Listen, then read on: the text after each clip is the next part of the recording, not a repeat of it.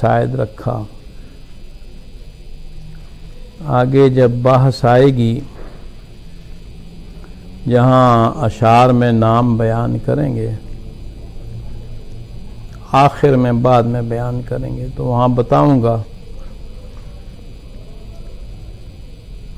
کہ نام کا مقصد کیا ہے. بہرحال رسم خط عثمانی میں مقنع کو نظم کیا تو یہ قصیدہ رائیہ مشہور جو ہے عقیلہ یہ بنایا. بے شمار شروع اس کی عربی میں، اردو میں، فارسی، مختلف زبانوں میں شائع ہوئی ہیں.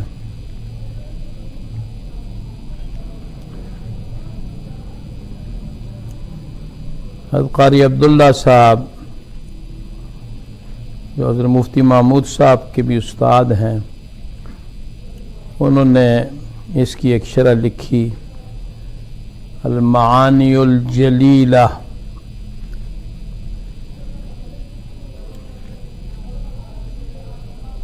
حضرت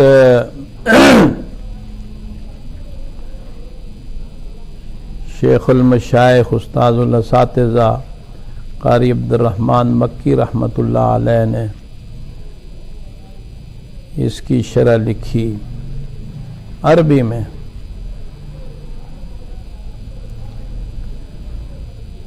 قاری اظہار احمد صاحب تھانوی رحمۃ اللہ علیہ نے بھی شرح لکھی. قاری فتح مند صاحب رحمۃ اللہ علیہ نے بڑی عمدہ شرح اس کی لکھی، اور بھی بہت سے حضرات نے. میں نے طوالت کو ختم کر کے اختصار کو سامنے رکھ کے مقصودی چیزیں جو آج کے طلباء کے لیے ضروری ہیں ان کو جمع کیا، ان ساری شروح کو سامنے رکھتے ہوئے. تو نام میں نے اس کا المعانی الجمیلہ رکھا ہے. شرح مکمل ہے، اللہ کرے شائع ہو جائے.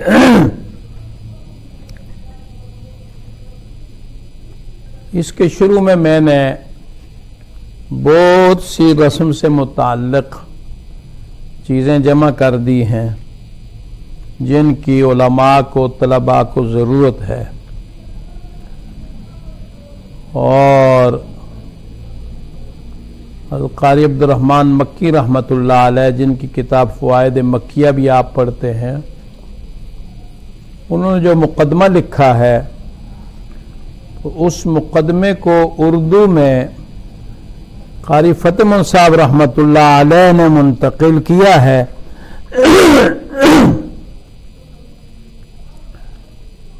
تو میں نے اس کو من و عن شروع میں شرح کے شروع میں جمع کر دیا ہے. اس کے ساتھ آگے یہ چیزیں بتائی ہیں کہ خط اور رسم خط میں کیا فرق ہے.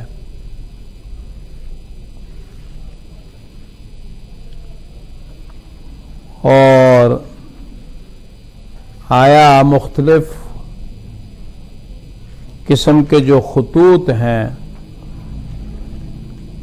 شکلیں لکھنے کی، تو ان میں لکھنا جائز ہے یا ناجائز ہے؟ تو یہ ثابت کیا ہے کہ جائز ہے ان زبانوں میں کہ جن کے حروف عربی حروف سے کے مطابق ہیں. البتہ جو کمی اور زیادتی تو اس سے جائز نہیں ہے. مثلا العالمین، اس کی ایک شکل یہ ہے کہ عین کے بعد آپ الف لکھ دیں، لیکن قرآن میں چونکہ صحابہ کرام سے جو رسم ثابت ہے اس میں الف نہیں ہے، تو لہذا قرآن میں یہ لکھنا جائز نہیں ہے. رحمان، میم کے بعد قرآن میں الف نہیں لکھتے، اور الف اگر لکھا جائے تو پڑھنے کے مطابق ہے، لیکن قرآن میں لکھنا جائز نہیں، پڑھا جائے گا لیکن لکھنا جائز نہیں ہے۔ یہ ساری چیزیں ہیں، یہ روزانہ آپ اپنی جگہ پڑھتے رہیں اور بہت سی فائدے والی چیزیں اس میں موجود ہیں، آپ اس کو یہاں میرے سامنے پڑھیں، جو چیز سمجھ نہ آئے تو میں اس کی وضاحت کر دوں گا، یا اپنی جگہ مطالعہ کریں، لیکن ہے ضروری ہے۔ صرف ایک چیز شروع میں بتاؤں گا آپ کو کہ علم رسم خط عثمانی کا موضوع، اس کی غرض و غایت، اس کا فائدہ و ثمرہ اور اس کا حکم کیا ہے۔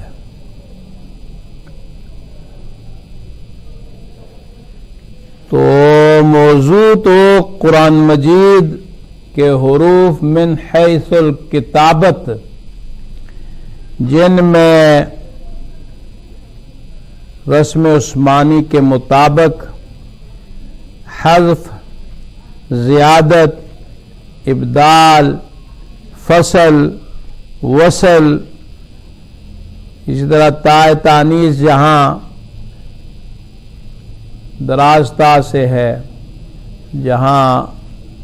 گول ہا کی شکل میں ہے، تو یہ موضوع ہے، اسی سے بحث کی جائے گی کہ کہاں پر کیسے لکھا ہوا ہے۔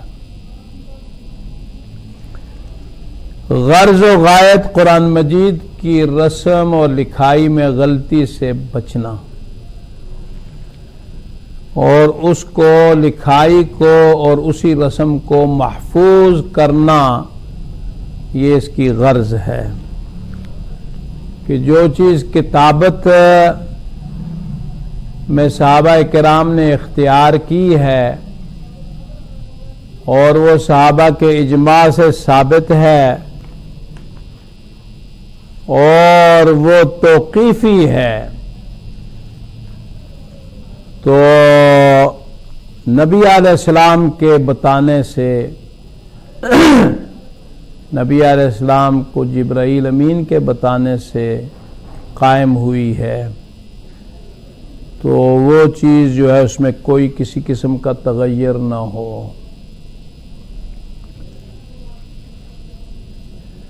فائدہ ثمرہ قرآن میں غلطی سے بچنا، جب آپ کو معلوم ہوگا کہ اِلَى اللَّهِ تُحْشَرُونَ لام تاکید کا ہے اور الف زائدہ ہے، تو پھر آپ غلطی سے بچ جائیں گے، لا اِلَى اللَّهِ نہیں پڑھیں گے، جس سے قبیح معنی پیدا ہوتے ہیں۔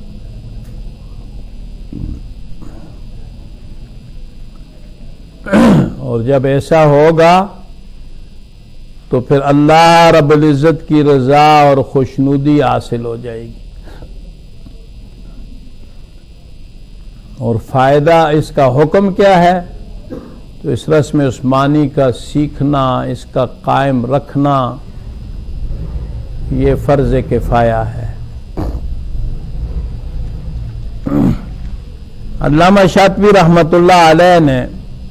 بسم اللہ الرحمن الرحیم سے کتاب کو شروع کیا ہے، جس کا معنی ہے شروع کرتا ہوں اللہ کے نام سے جو بہت مہربان اور نہایت رحم کرنے والی ذات ہے۔ پہلا شعر ہے الحمدللہ موصولا کما امرا مبارکا طیبا یستنزل الدرارا ذو الفضل والمن والاحسان خالقنا رب العباد هو اللہ الذی قہرا حی علیم قدیر والکلام له فرد سمیع بصیر ما اراد جرا۔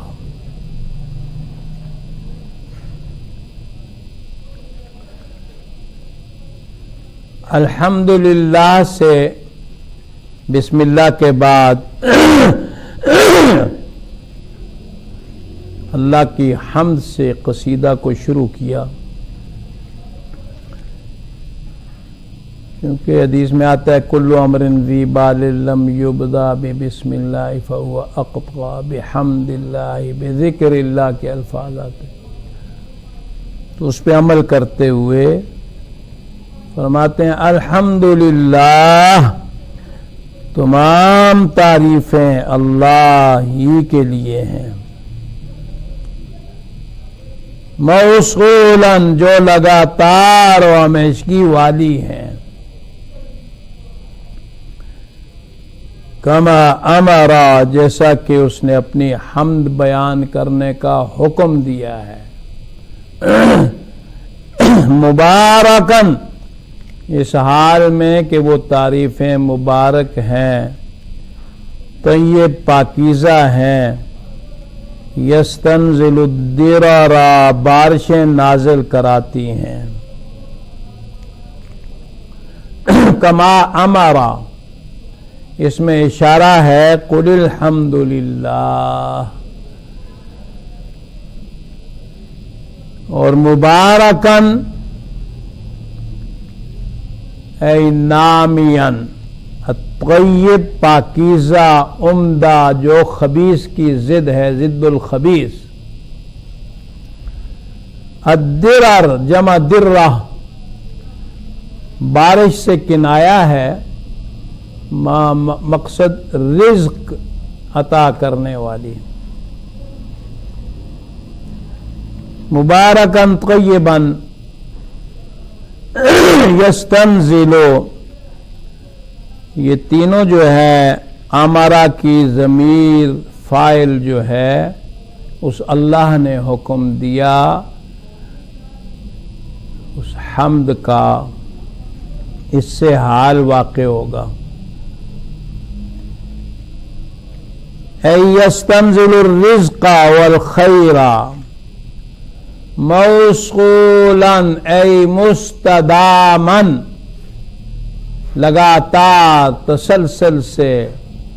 مداومت سے ہمیشگی والی،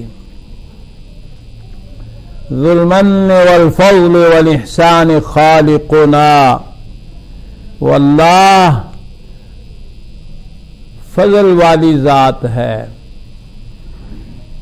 اللہ رب العزت ضرورت کے مطابق بھی عطا کرتے ہیں، ضرورت سے زیادہ بھی عطا کرتے ہیں، احسان والے ہیں،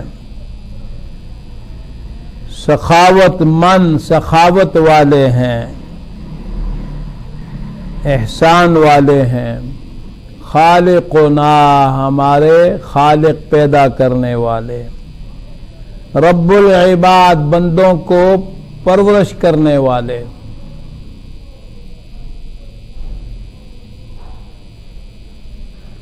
هو اللہ الذی قہرا، هو اللہ وہ اللہ ہیں جو ایسی ذات ہے کہ الذی قہرا وہ سب پر غالب ہے، فضل جود کریم، الفضل الجود الکریم، المن انعامات بخشش، اور قہرا ای غلبہ، ذو الفضل یہ مرفوع جو ہے یہ خبر ہے، مبتدا محذوف ہے، ذی الفضل مجرور بھی ہو سکتا ہے کیونکہ پیچھے اللہ کی صفت بیان ہوئی ہے پچھلے شعر میں، حی علیم قدیر والکلام لہو، اللہ رب العزت کی صفات کا ذکر کر رہے ہیں، معتزلہ وغیرہ بعض صفات سے انکار کرتے ہیں، تو اس وجہ سے ناظم رحمت اللہ علیہ ان صفات کو ذکر کر رہے ہیں وہ اللہ زندہ ہیں، قدرت والے ہیں، والکلام لہو، اور صفت کلام سے متصف ہیں، ان کے لیے کلام ہے، متکلم ہیں، فرد، اکیلے یکتا ہیں، سمیع، سننے والی ذات ہیں، بصیر، ہر چیز کو دیکھ رہے ہیں، ما اراد جرا، جس چیز کا ارادہ کرتے ہیں اسے جاری فرما دیتے ہیں۔ تو یہ میں نے بتا دیا کہ معتزلہ وغیرہ، خوارج، فرق باطلہ بعض صفات کا انکار کرتے ہیں، تو ناظم رحمت اللہ علیہ نے ان کے رد میں اللہ رب العزت کی ان صفات کو بیان کیا ہے، اور اسی پہ آج اکتفا کیا جاتا ہے۔ وآخر دعوانا الحمدللہ رب العالمین۔ کیونکہ شاطبیہ اب مکمل ہو رہی ہے انشاءاللہ۔